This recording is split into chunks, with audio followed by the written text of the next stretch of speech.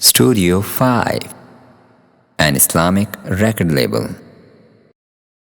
صوفیائے کرام کا لباس یعنی گدڑی، پشم اور اون و صوف کا مخصوص وضاقتہ کا لباس جسے گدڑی کہتے ہیں صوفیائے کرام کا شعار ہے، اور یہ لباس سنت کے موافق ہے، کیونکہ رسول اللہ صلی اللہ علیہ وآلہ وسلم کا ارشاد ہے، پشمینی لباس اختیار کرو کیونکہ اس سے اپنے دلوں میں ایمان کی شیرینی پاؤ گے۔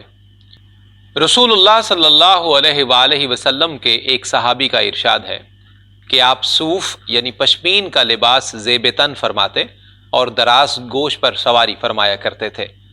نیز رسول اللہ صلی اللہ علیہ وآلہ وسلم نے حضرت عائشہ صدیقہ رضی اللہ تعالی عنہا سے فرمایا، کپڑے کو ضائع نہ کرو جب تک پیوند لگنے کی گنجائش ہو۔ سیدنا فاروق اعظم رضی اللہ تعالی عنہ کے بارے میں مروی ہے کہ آپ کے پاس ایک گدڑی ایسی تھی جس میں 30 پیوند لگے تھے۔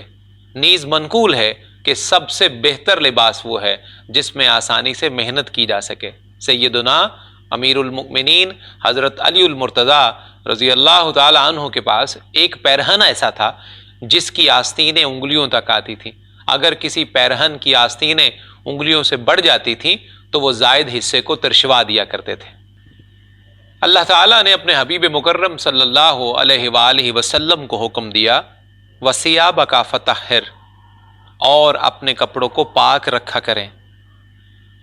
حضرت حسن بصری رحمۃ اللہ تعالی علیہ فرماتے ہیں کہ میں نے 7 بدری صحابیوں کو دیکھا، پشمینہ کا لباس پہنتے تھے۔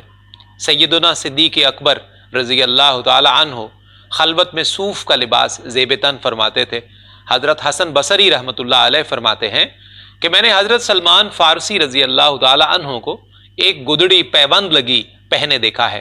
سیدنا امیر المومنین عمر بن خطاب رضی اللہ تعالی عنہ، حضرت امیر المؤمنین علی المرتضیٰ کرم اللہ تعالی وجہ الکریم اور حضرت حرم بن حیان رضی اللہ تعالی عنہم بیان فرماتے ہیں کہ ہم نے حضرت اویس کرنی رضی اللہ تعالی عنہ کو پشمینہ کا لباس پہنے دیکھا ہے جس میں پیوند لگے ہوئے تھے۔